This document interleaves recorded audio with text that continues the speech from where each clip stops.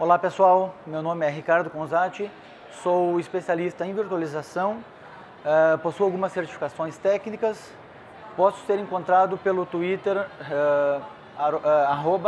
@Ricardo Conzatti. Hoje eu quero falar para você sobre o VCAP Simulator. Passaremos por alguns pontos, o que é o VCAP Simulator, de fato, para que ele serve, por que ele foi criado, qual a importância da comunidade nesse processo, ok? Alguns números e, por fim, sobre o acesso.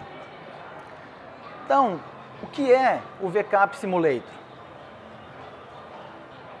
O VCAP Simulator é um ambiente VMware parcialmente funcional, né? VMware vSphere. O que isso quer dizer? Foram feitas algumas configurações no ambiente seguindo recomendações do fabricante, né? Recomendações da própria VMware, e aí posteriormente essas modificações foram necessárias para gerar algumas questões. Então o ambiente fica parcialmente funcional porque ele sofreu modificações, né? Uma espécie de uma bagunçada, digamos assim, né? Gerando 17 atividades. E para que fosse um pouco mais similar ao exame real, além das 17 questões, você precisa ainda resolvê-las no tempo máximo de 180 minutos. Né? Então, de uma forma bem simples, o VCAP Simulator é um ambiente VMware vSphere parcialmente funcional, né? Foi parcialmente modificado, né, para não funcionar de forma íntegra, de forma perfeita, digamos assim, gerando 17 questões e 180 minutos. Né? Basicamente isso. Então, o ambiente é composto por um vCenter Server, 2 clusters, 5 hosts SX, 11 máquinas virtuais e muito trabalho a fazer. Né? Basicamente é isso. Ok, entendido o que é o VCAP Simulator, então como ele pode me ajudar? Né? Como isso pode me ajudar? Bom, eu separei 3 casos de uso. Existem pessoas que já me relataram que fizeram algumas outras coisas que eu não coloquei aqui, mas os principais casos são esses 3. Inicialmente ele foi criado como uma espécie de preparatório para o exame VCAP DCV Deployment. Né? Então você pode utilizar o VCAP Simulator para ter uma ideia do que você pode esperar desse exame. Certo? Para pelo menos você ter um norte, você conseguir fazer o agendamento do teu exame e assim, ter uma ideia do que pode cair, de como é o ambiente, né, de quão complexo esse ambiente pode ser. O outro caso de uso, que não tem relação direta com certificação, é você testar o seu conhecimento. Né? Você não precisa estar estudando para o VCAP, ter algum certificado VCP ou nenhuma certificação técnica. Você apenas vai acessar o ambiente e tentar resolver as 17 questões. No final dessas 17 questões ou no final do seu tempo, né, dos seus 180 minutos, você vai descobrir que talvez você teve mais facilidade em resolver questões de storage do que questões de rede. E aí você talvez precise estudar um pouco mais de script ou um pouco mais alguma configuração avançada de iSCSI ou NFS, por exemplo. Né? Então é um caso de uso bastante interessante também. E por fim eu coloquei aqui diversão.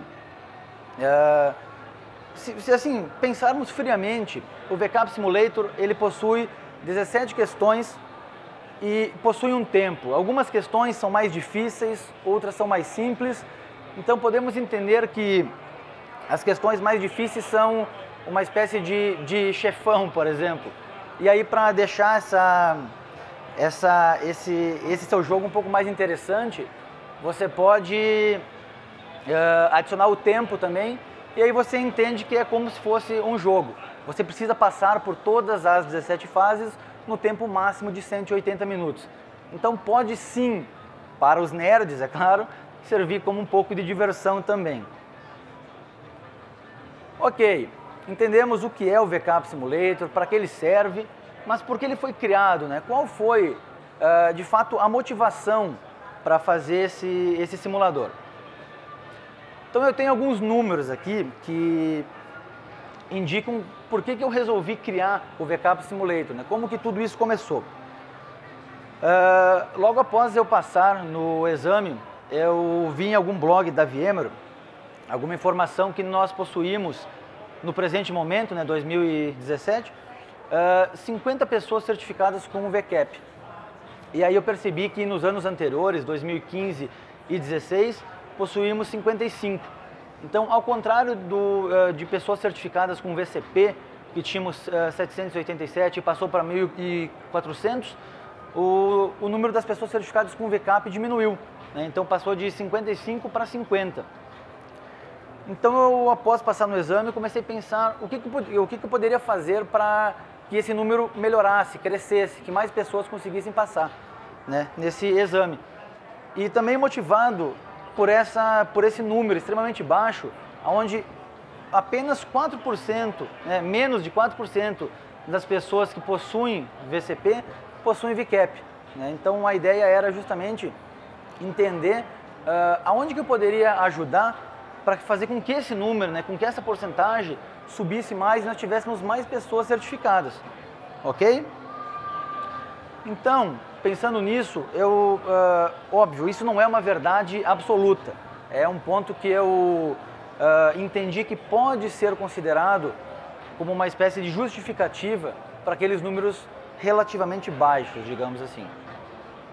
O primeiro pode ser a cultura das empresas, né? Hoje no Brasil, né, que é onde esses dados foram extraídos, nós temos pouquíssimas vagas, né? Eu não me recordo de ter visto uma ultimamente que solicita que você tenha VCAP no seu currículo ou algo do gênero, né?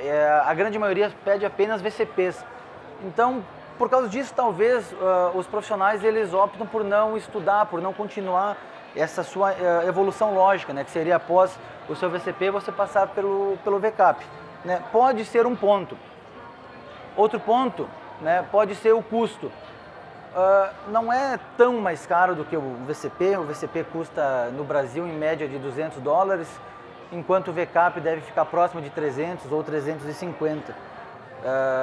Não deve ser problema para empresas arcarem com esse custo, mas pode sim ser algum impeditivo, né?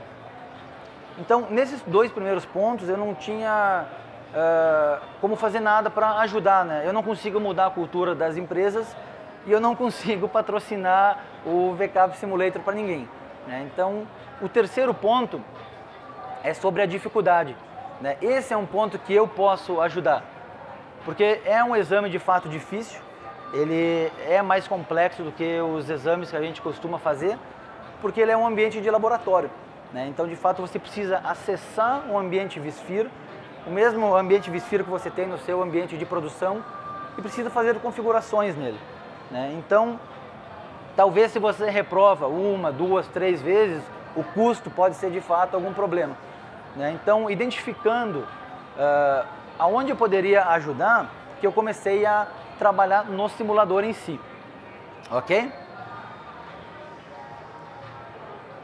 Então, uma vez que a ideia do simulador já estava pronta, precisava de fato começar a tirar isso da cabeça e colocar no papel, começar a desenvolver esse simulador como um todo, né? Aí que entra a importância da comunidade, né? Então, inicialmente tive essa ideia, né? A ideia foi minha, mas o desenvolvimento do VCAP Simulator e a forma como ele está hoje, né, não foi apenas minha, foi minha em conjunto com a comunidade. Então teve muita conversa, sugestão, feedbacks, né? Então, seria interessante você fazer isso, pô, você fez aquilo, mas não ficou legal, vamos tentar mudar, vamos melhorar aqui, tenta usar isso, usa aquilo, até que a gente chegou no ponto da criação das questões propriamente dito, né, das 17 questões. E aí, claro, após essa criação, o VCAP Simulator começou a criar corpo, começou a poder ser acessível e você poder começar a fazer testes com ele. E aí, baseado nisso, começaram de fato os testes e as validações, né? Muitas das pessoas que estão hoje aqui no evento comigo já participaram também desses testes, dessas validações. E baseado nisso a gente teve feedbacks e conseguimos melhorar de fato o VCAP Simulator até que saiu a primeira versão, né? Então essa primeira versão, esse ambiente vSphere, né, rodava no meu servidor dentro da minha casa e utilizava praticamente todo o poder de processamento dele, né? Então era basicamente processos manuais, né, bem manuais inclusive, e pouca automação, praticamente nenhuma, né? Então esse foi o começo do VCAP Simulator, né, com ajuda, né, bem forte, bem presente da comunidade. Então após essa versão inicial, o VCAP Simulator teve uma repercussão muito grande, né? Muitas pessoas compartilhando, o acesso vinha de blogs de outras pessoas, vinha de redes sociais da própria VMware, e eu comecei a perceber que eu precisaria fazer algumas modificações, né, algumas mudanças para garantir a continuidade do VCAP Simulator. Então, claro, tiveram várias mudanças, mas eu posso destacar 3 delas que foram as principais, né?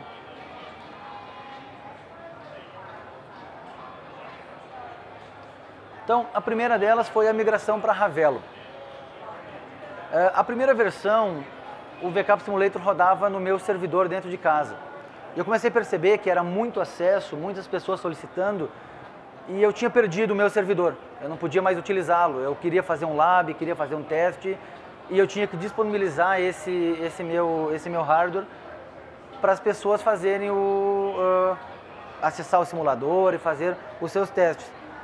Então, a migração para Ravelo, no primeiro momento, ela me devolveu o meu servidor para que eu pudesse utilizar, né? Afinal de contas, ele é meu e eu também gosto de fazer laboratório e estudar com ele, né? Mas não só isso, a migração para Ravelo também, ela trouxe automação. Então, devido à grande quantidade de pessoas solicitando acesso a esse ambiente, eu comecei a ficar com uma séria dificuldade de disponibilizar tempo para criar o ambiente e disponibilizar para essas pessoas. Então a automação, utilizando PowerCli, PowerShell, por exemplo, foram fundamentais, né, para que o VCAP Simulator conseguisse manter a sua continuidade.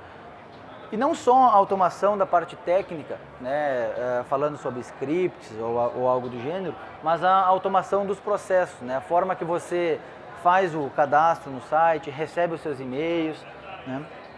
Então, esses 2 pontos foram fundamentais. E o terceiro e último ponto que eu quero destacar aqui é a questão da doação, né? A ideia não é, de fato, ficar milionário com o VCAP Simulator, né? É muito pelo contrário, na verdade. Mas muitas pessoas faziam o agendamento, recebiam o seu acesso e não realizavam o acesso, acabavam dando no-show. Isso tinha 2 problemas. O primeiro, eu perdia tempo para provisionar o ambiente e essa pessoa ocupava o slot que poderia ser utilizado para outra pessoa fazer o acesso. Então eram 2 problemas que foram corrigidos, não 100%, porque 100% é praticamente impossível, mas muito próximo disso, né, foram corrigidos colocando um valor definido para você fazer uma espécie de doação e ter acesso ao ambiente do VCAP Simulator. Então esses foram os 3 pontos fundamentais para garantir que o VCAP Simulator continuasse funcionando, né, até os dias de hoje. Bom, aqui só exemplificando um pouco, né, nós temos um exemplo de como que o usuário recebe esse e-mail de acesso. Então ele vai receber um arquivo RDP, esse arquivo já está contendo as credenciais de acesso, que são únicas dele, né, um script que faz randômico as senhas. Ele vai receber o IP, que é o RDP público do computador lá na Ravelo, e baseado com isso ele consegue fazer o acesso, né? Na tela ao lado nós temos a console da Ravelo, né, com o ambiente, e um pouquinho abaixo a parte de rede, né, configurado na Ravelo. Para esse exemplo, nós usamos, né, o tão querido Homer J. Simpson, obviamente. Então, eu quero compartilhar um pouco sobre os números do VCAP Simulator. Esses próximos slides são algo que me deixam extremamente feliz e assim torna bastante gratificante todo o esforço que eu tive para fazer o VCAP Simulator, para manter ele, as atualizações. Então, gostaria de compartilhar eles com vocês.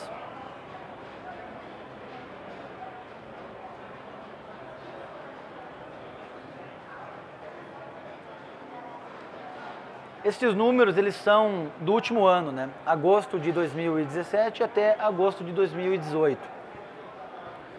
Então, nesse ano, tivemos mais de 200 solicitações, né? Então, são números que, para mim, são números gigantes, saber que eu consegui ajudar mais de 200 pessoas, né? Não consigo garantir que todas essas mais de 200 solicitações passaram nesse exame, mas eu consigo garantir que, de alguma forma, né, tecnicamente, elas cresceram. Então, eu consegui ajudá-las de fato, né, e isso é algo que me deixa extremamente feliz. E essas mais de 200 pessoas, elas vêm de mais de 40 países, né? Assim, sinceramente falando, países que eu nem sabia que existiam. Então, você não só ajuda pessoas do seu país, como era inicialmente a ideia, mas você consegue ajudar pessoas de trocentos outros países, né? Isso é uma coisa realmente sensacional. E aí, por fim, dessas mais de 200 solicitações, né, nós tivemos 18 vindo do Brasil, inclusive diversos amigos meus, que eu sei porque eu tenho contato com eles, conseguiram passar no exame, né? Então, fico feliz também por saber que não só ajudo pessoas do mundo inteiro, mas pessoas do Brasil, pessoas que são meus amigos e que foram ajudados pelo VCAP Simulator também. Então, de fato, esse slide especificamente é algo que me deixa extremamente orgulhoso e feliz, né? O dever de missão cumprida. Aqui só ilustrando, né, a parte azul, são pessoas que já fizeram pelo menos um acesso ao VCAP Simulator, né? Não é o mundo inteiro, mas está próximo disso. E aqui temos alguns países, né? Países conhecidos, alguns nem tanto, né? Temos o Brasil aí no meio, Estados Unidos, Catar, Sudão, Filipinas, Colômbia, Chile, Paquistão, né? E vários outros. Aqui eu gostaria de falar um pouco sobre os números do VCAP Simulator com relação aos países que mais fizeram solicitações, né? Então montei uma espécie de um top 5. Não é surpresa para nenhum de nós que os Estados Unidos e a Índia estão liderando, né? É uma coisa até bem comum. O Brasil está em terceiro lugar, né? Com 8,7%, que são as 18 solicitações. A República Tcheca vem em quarto e o Reino Unido em quinto lugar. Então esse é o top 5 das solicitações. Fora esses 5 países, tem mais 35 que fizeram ao menos uma solicitação. Bom, como eu posso fazer um acesso? Eu quero entender como é o VCAP Simulator, como ele pode me ajudar, como eu consigo fazer esse acesso e de fato solicitar o VCAP Simulator. Então eu posso entrar nesse endereço e lá vai ter tudo o que você precisa saber sobre isso, né? Como agendar, perguntas frequentes. É pouquíssimo provável que após ler este endereço, este link, você terá alguma dúvida. Mas se mesmo assim tiver, basta mandar alguma mensagem pelo Twitter ou na própria página do blog, né? Não tem problema nenhum, eu respondo sempre que possível. E aí, por fim, uma vez que você já leu aquelas informações básicas para entender como é o processo, como que pode funcionar isso, aí de fato você acessa solutionforcrowds.com.br/VCAP Simulator. E aí você consegue escolher o seu slot, né, a sua data, o seu horário, né, um horário que fica mais interessante para você, e aí você segue com o agendamento. Bom, pessoal, basicamente é isso que eu tenho para falar. Agradeço imensamente poder estar aqui e compartilhar essa história de sucesso com vocês. Muito obrigado e até a próxima.